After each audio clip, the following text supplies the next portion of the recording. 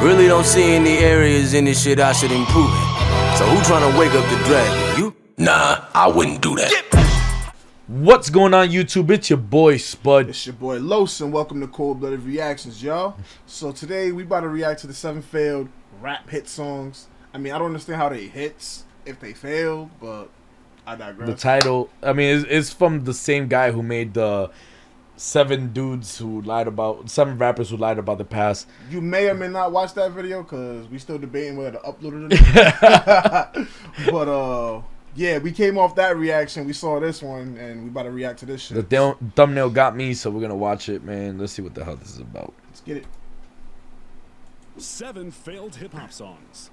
In this world, there are 2 kinds of rappers. Those who care about making hits and those who don't. I'm not even gonna lie, I'm about to see skip a this difference intro. between someone like Kendrick Lamar and someone like Drake. While they both make great tracks, it's clear that Drake is much more interested in getting like videos. Make sure you like this Yep, video, yep. and don't forget to subscribe to our channel. 7. Now, Walk on Water by Eminem featuring Beyonce. Eminem has been a very polarizing rapper throughout his entire career. He shocked the world with his combination of high-octane lyricism and a tendency for edgy subject matter back when he first came out. He felt like a true rebel in the rap universe. But nowadays, he's more well known for calling out mumble rappers than he is for his own music. Alright, look, when it comes to Eminem, you've gotta have some level of respect for the guy. But Yo, the way he's like, the way he just came at M, dude. Wait, yo, bro. your boy got that Slim Shady cocking and shit, yo. Well, he came at him for a minute. He said he's just known for coming at mumble rappers right now. Again, like, from what we heard last video, you were on his shit, bro. That's what I'm saying. Like he had his dick all in his mouth, and now he's just like, oh shit, this was unexpected. Most people would agree that his output these days just isn't at the same level of his old music. M has had a few stunts that have kept him in the spotlight over the past few years, but most of his music... I actually liked Kill Shot, though. That was one of the newest songs that I actually fuck with. I don't really fuck with Eminem now, to be honest before we continue on. The reason why I fuck with Kill Shot, because a lot of people... I had an argument with an old co-worker about this. He said that fucking... MGK? The MGK won that battle. No, he didn't. The reason why I said no is because Eminem took everything that Machine Gun Kelly said and spit and responded to every single thing he said and threw it back at him. I'm like, yo, once you start picking somebody else's lyrics apart and throw it right back at him, you win. Listen, don't get me wrong. Rap Devil was a banger. I liked Rap Devil personally. Yeah. Like, that shit went hard, but Kill Shot was literally that.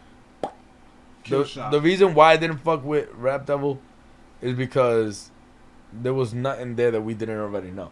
And it's like Eminem made himself untouchable. Why? Because he's already put his whole life out there for the world to know. So once you start like trying to roast Eminem, that's why I think in my mind Eminem as a rapper, he's untouchable, because it's like, what are you gonna tell me about Eminem that we don't already know? It's a fact. It's like people gonna hear you say you're just saying things that he roasts himself worse. He basically took his philosophy from 8 Mile. Like, I'm gonna roast myself, so you can't roast me. But that's why. But the thing is, I fuck with Kill Shot as a song. Yeah. I mean, not Kill Shot. Rap Devil. Rap Devil, because it outside of it being an Eminem diss, which me personally as an Eminem diss, I think it's kind of weak. Yeah, it is. You know what I mean? For someone of his caliber, but as a song itself and as a banger, it's fire. And that's why a lot of people were saying that he won the battle, because it had replayability. Yeah. You know what I mean? But like Kill Shot, it was a diss track. It was a straight through and through diss track, whereas with MGK it was a diss track, but it was still a bop. And it's like, Kill Shot didn't have that much replayability, but I'll be honest with you, me personally, I played Kill Shot more than I played Rap Devil. You know why I feel like Kill Shot also won?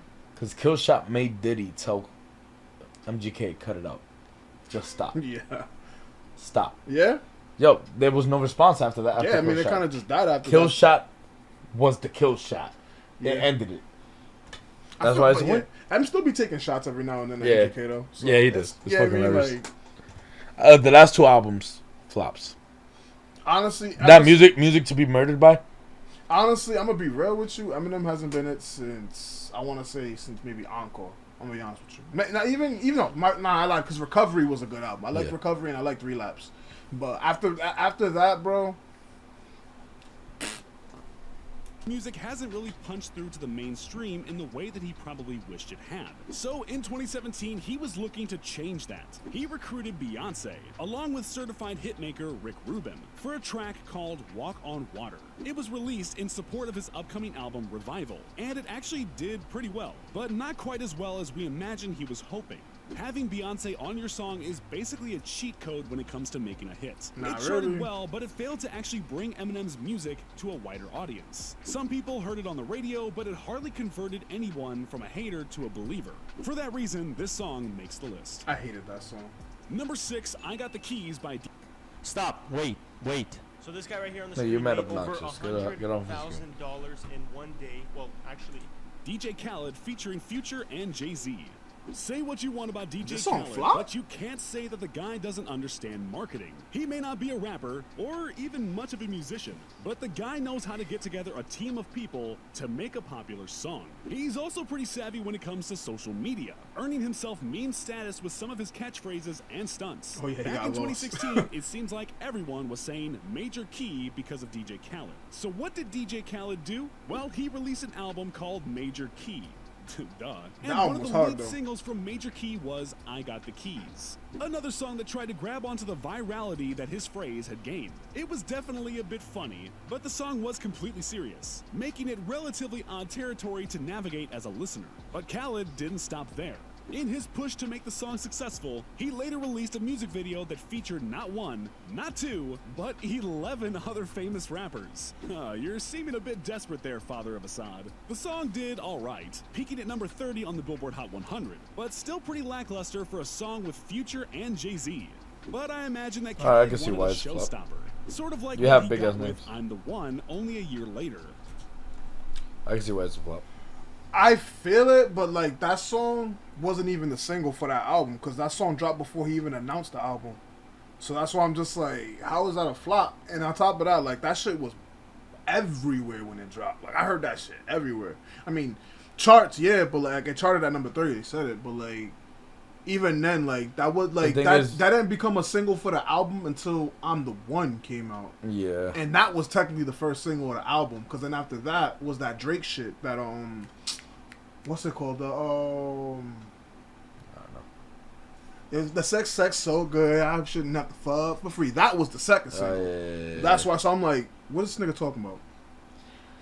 I don't know. That song. I understand where he's coming from, but names like that in a song, you should be number 1 in the charts. You have Jay-Z, you got Future. Jay-Z, listen, Jay-Z don't do numbers like that no more. No. To be honest with you. And the only reason why the 444 album. The reason why the 444 album, like that was his number 1 album because Sprint bought mad of those albums and they gave it out for free. That's true. Those technically count. That's the only reason why. Not saying that Jay like, you know what I mean, like not saying that Jay don't got influence. He got the biggest, probably one of the biggest influence, but at the same time, you know what I mean. But it like his influence in hip hop is not as prevalent as like let's say like a Lil Baby. You know what I mean? Like let's just be honest. Like Hove is forever. Like let's not get it twisted. Hove is forever. You know what I mean? And I'm not even the biggest Hove fan. Me personally, I'm not a big Hove fan, but me either. But Hove's forever, and I could never discredit what he's done. But as of right now, like as far as music, nobody's really looking for new Hove music. Nah, it'll be appreciated for sure though. It'll absolutely be appreciated. Depends what it is. Even I know I'd appreciate it. It depends what it is. If he comes out with another song with Beyonce, it's just another song of Jay-Z and Beyonce. I mean, the last song they dropped together, I forgot what song it was. I don't know. I don't remember, but it was actually decent. Yeah. Number 5, Futsal Shuffle by Lil Uzi Vert. If you're a fan of Lil Uzi Vert, you probably remember the period between Love is Rage 2 and Eternal Atake, with a feeling akin to PTSD. The constant periods of ghosting followed by lukewarm rumors were like torture to fans, and they only had leaks to tide them over for years. So when Uzi finally returned to Twitter and released Futsal Shuffle with the Eternal Atake soundbite, it felt like a return to normalcy. But here's the thing about Futsal Shuffle. It was just a bit odd. While the sound may not have surprised Uzi diehards, his casual fans were likely a bit taken aback by its spacey and dancey nature. Also, not many people even know what futsal was, which didn't help in terms of the song's popularity. As it was his first hit song since retirement, Uzi pushed Futsal Shuffle really hard. He retired made again? constant tweets promoting a dance that went along with the song, and that definitely got people hyped up. But there was another issue here. The dance was just way too hard for most people. While making a dance challenge is a great way to get a song popular these days, take a look at most TikTok dances compared to the Futsal Shuffle. Uzi's dance is just way more complex. Luckily for Uzi, plenty of other songs off of Eternal Take, such as Baby Pluto and P2, did quite well. So we doubt that he's stressing it. Of course P2 did well. It's fucking... What thing? EXO Tour Life Part 2. And then Futsal Shuffle, it def was a flop. But I actually liked that song. That song was fire to me. I don't know. It was different for Uzi. That's just me. Guess what? Never heard it. I don't have any opinion on that one. Jesus Christ. Yo, these fucking ads, man. We can probably get that YouTube fucking whatever red Ad shit. blocker. Oh, we can do an ad blocker. 6ix9ine. For quite some time, it seemed like 6ix9ine was incapable of not charting. Every single song he released went directly to the top of the Billboard, much to the chagrin of many hip-hop heads. After his release from jail, all eyes were on his... We don't on fuck with Billboard. rats over here. Sorry. Number 3, Oprah's Bank Account by Lil Yachty. When Lil Yachty burst I never out even the heard scene of this back song. in 2015 with One Night and Minnesota, most people were thinking that rap's next viral hitmaker had been... Yachty lost respect for me. From me.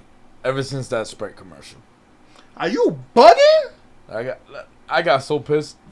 Why? I'm gonna sound like a big ass hater right now. How much money did he make off that commercial? Bread, bro. He made bread. My nephew, at 4 years old, could have wrote those lyrics. Bro, who cares? He didn't write them shits. Guarantee you, that was a Yachty fucking person. I guarantee you it wasn't, bro. I guarantee you it was some marketing people that wrote this shit and was like, yo, we'll pay you to say this rap. That's usually how marketing goes, bro. I'm gonna say this right now. Yachty, if you wrote that shit, I hope what he's saying is true.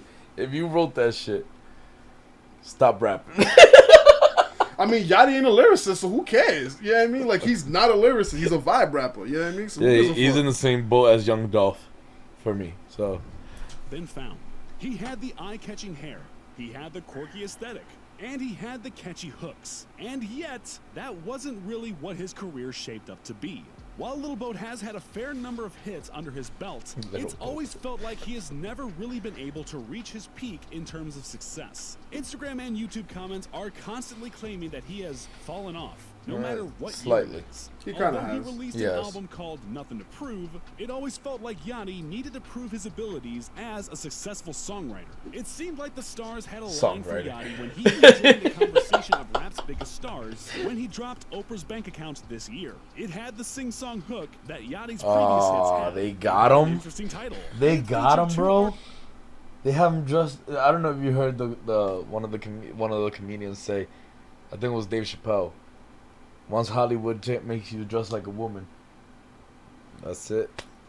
We got you, bro. Never heard of it, honestly. That were basically we'll talk about it off camera. to produce a hit by 2020, DaBaby and Drake. On top of all of that, Yachty even dropped a high-budget comedic music video for it. You know, one of those where the video is way longer than the song itself. And the song didn't do so great. Well, number 55 on the Hot 100 is alright, but seriously, if you have Drake and DaBaby along, you should expect to go number 1. Maybe Lil Yachty really does have nothing to prove. The guy has had a lot of hit songs. Wait, they were featured on that song? Yeah. Dead ass? I mean, only 55. Number 55. That's crazy. Yeah. Just off the strength of Drake. That should have been a number 1 guaranteed. Just because it's Drake. Damn. That's another subject for another day. Don't tell me Drake not hitting as much no more, man. That's crazy. That's a subject for another day. But Oprah's Bank Account wasn't one of them. Number 2, At Me by Playboi Carti. Wait. I want to say something right now. That's disrespectful as fuck. Like, I don't think Oprah's the most attractive woman in the world. But Yachty, how the fuck you gonna say Oprah bank account? And just because you dress like a woman, you're Oprah in the video, my nigga? I mean, it's talking about Oprah's bank account because Oprah got a bank account like. But that just makes me think that he thinks he looks like Oprah just as a woman. Nah, he's just pretending to be Oprah, bro. That's all. It's acting, my nigga. It's I'm fucking with it. I'm fucking with it.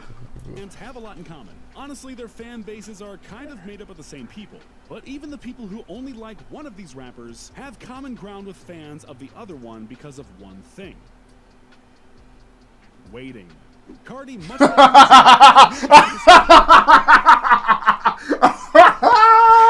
This nigga. I'm sorry, that was hilarious. That was way too funny. They waiting. That was way too. The only reason why, because this nigga was supposed to drop his album 3 years ago, and we just got it, and it was hot garbage, bro. Hot garbage, bro. Hot garbage. Fans through the ringer with the wait for his new album, Whole Lotta Red. And most Whole people Lotta are Skips. starting to get impatient. But things looked bright for the Cardi fandom once. After an insanely long period of silence, Cardi returned to social media with a brand new track called At Me. After many leaked tracks that featured a dark and highly experimental At style, Me. fans Yeah, were At Me. excited to check out this track. After hearing it, most came away slightly disappointed. To add on to that feeling of disappointment, Cardi went ghosted after releasing this track. I would go certain soon. that At Me was going to serve as the lead single for Whole Lotta Red, yet he just disappeared. Even a mysterious tweet that seemed to hint at a Monday release date ended up being nothing. So most fans walked away from At Me with a bad taste in their mouths. While it could have been a hit if it had been a bigger part of the rollout for Whole Lotta Red, it was instead left as a loosey that people quickly forgot about. Fans are still waiting for that lead single. I mean, we already got the album out there Yo, reviewing, but I'm gonna say this straight up. This video is better than the last one for this guy. Oh, for He's sure. He's Hell actually yeah. hitting some funny ass jokes on this. yeah. Number 1, Taco Tuesday by Migos. The They current took that state shit of for Migos isn't fucking interesting one. As one of the LeBron groups that James. really helped popularize the modern trap sound. I ain't even Migos heard this. once were Taco the absolute Tuesday? hottest rap group out. Not that LeBron there was a James whole started lot of that term. competition, but you know what I mean. But rather than capitalizing on their star status and following up their 2018 record Culture 2 with another album, they've been oddly silent. And that's largely because they've been working on solo projects. All 3 of the members of Migos have had not gonna work. success releasing their own independent music, Yeah, with they have. Offset in particular emerging as the unlikely star of the group. While it was cool to see them experiment with their own styles, many rap fans were wondering if the group would ever get back together, so to speak. As one of their first singles in a while, Migos released Taco Tuesday in 2020. The song was short and funny, and not at all what most fans of the group were looking for. Did seeing the title give most people a laugh? Sure. Did anyone actually enjoy the song enough to have it on repeats? I kind of want to react to this song now. I've never heard this shit. Have you heard this? Nah, I haven't. Actually. Yeah, I kind of want to react to it now. The This shit return look of Migos with ridiculous. Taco Tuesday was a hugely underwhelming one, and the song failed to chart whatsoever. Damn! Question, we'll have to see if they can bring back the hits with what. Yo, this guy confuses me because he be hitting the weird ass numbers. I've heard of top 10s. This dude comes out of nowhere 7 failed raps. Alright, cool. But the video, This was a better video. it was a better video than the last one he made. So we're probably not gonna upload that other video. I'll upload it. I'll We'll upload see. it. I know why he doesn't want to upload it. Yo, hit him with the outro, bro. Yo, yeah, I mean, we appreciate y'all tuning in. Like, comment, subscribe. Hit the notification bells if you want to know when we update our videos and shit. If you got any videos for us, nigga, why you laughing? If you got any video for us to react to, comment down below. Spud, Los, signing off. Deuces.